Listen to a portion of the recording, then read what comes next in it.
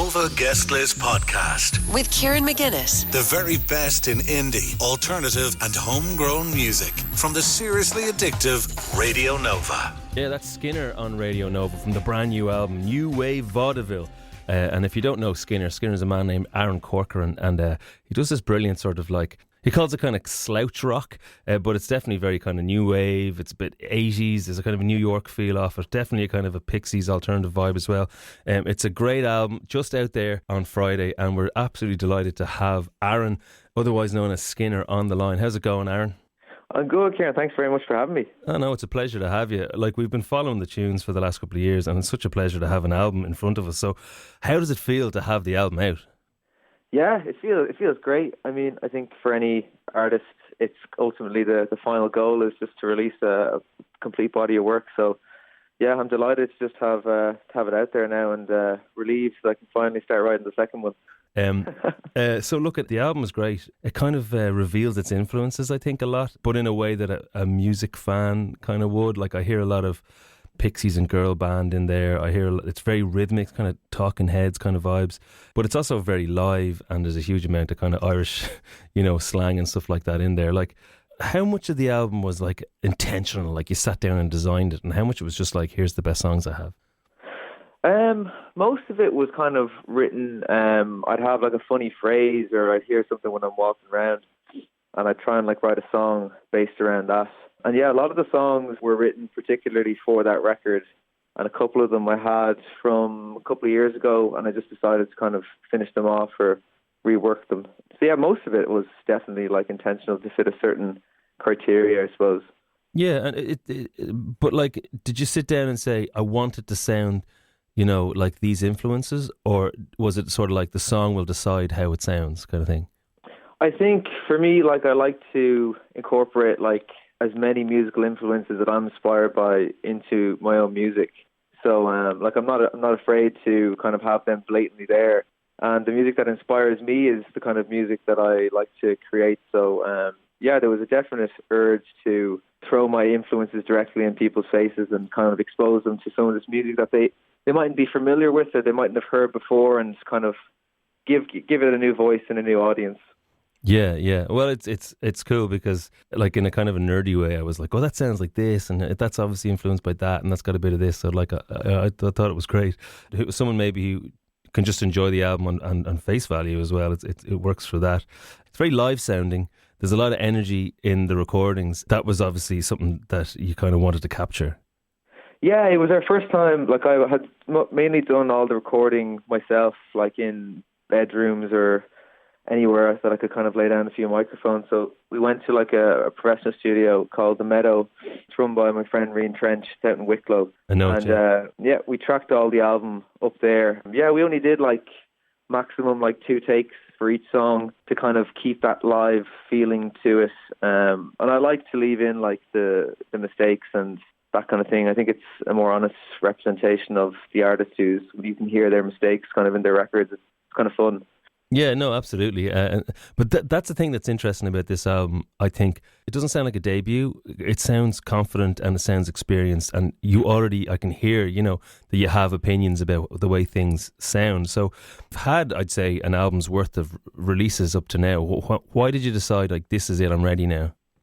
I think I dropped like a mixtape in 2016 that was just made in my bedroom, and it was like 8 or 9 songs. And then I was doing EPs. But I don't know, I just kind of got sick of doing EPs, and like, I like the long format like of an album for listening back to stuff.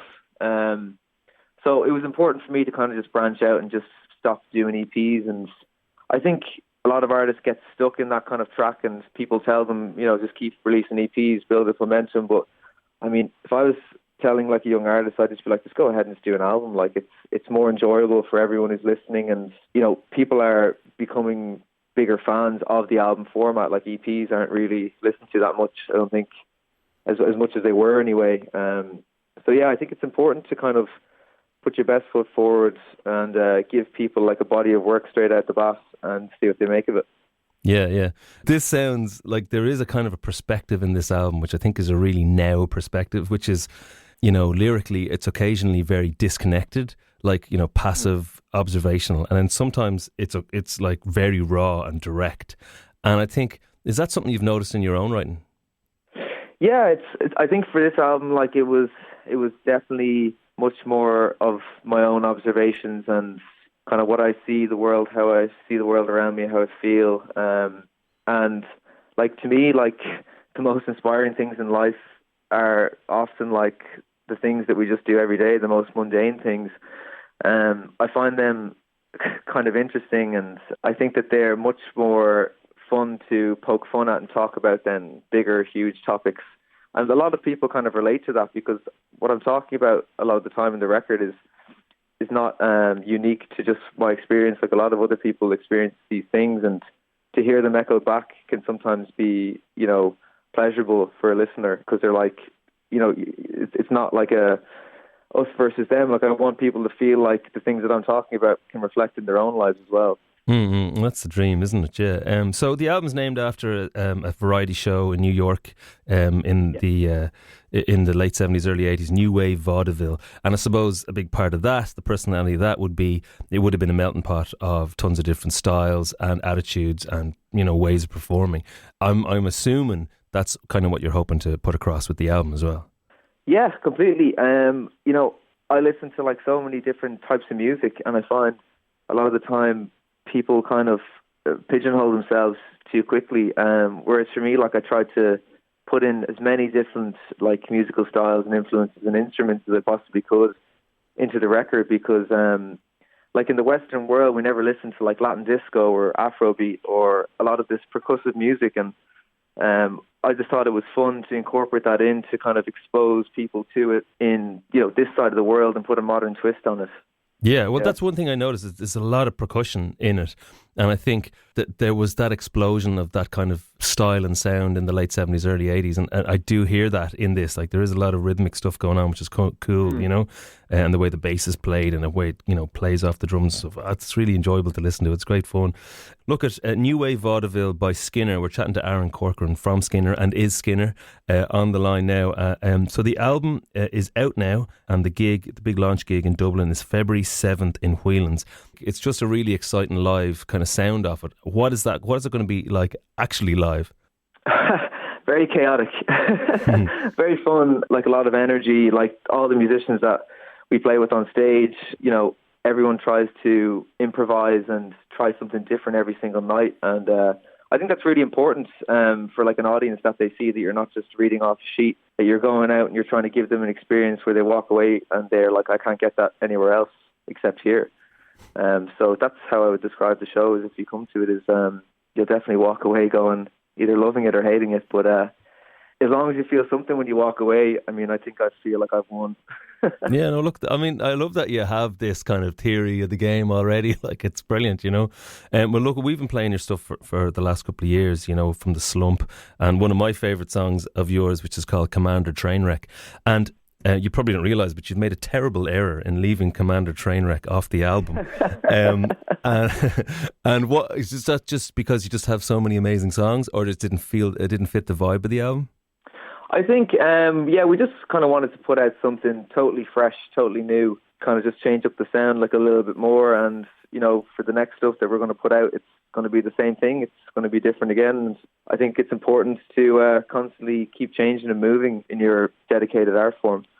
Yeah, look, Aaron, thank you so much for chatting to us about the brand new album, New Wave Vaudeville by Skinner. It's out now. Go and check it out. You won't be disappointed. One of the things I do love about the album is there's just hints of a sense of humour throughout, which is kind of fun. And I think it's kind of in the song Tell My Ma, and we're going to play that one now, which is, you know, I think people will recognise. Thank you so much for chatting to us today. Best of luck with the album, best of luck with the gigs, and we'll chat to you very, very soon, Aaron. Thanks so much, Kieran. Cheers for having me. Really appreciate it. No, it's a pleasure. Let's play it. This is Skinner, Tell Me Ma, and it's from the album New Wave Vaudeville on Nova. The Nova Guest List Podcast with Kieran McGuinness. The very best in indie, alternative and homegrown music from the seriously addictive Radio Nova.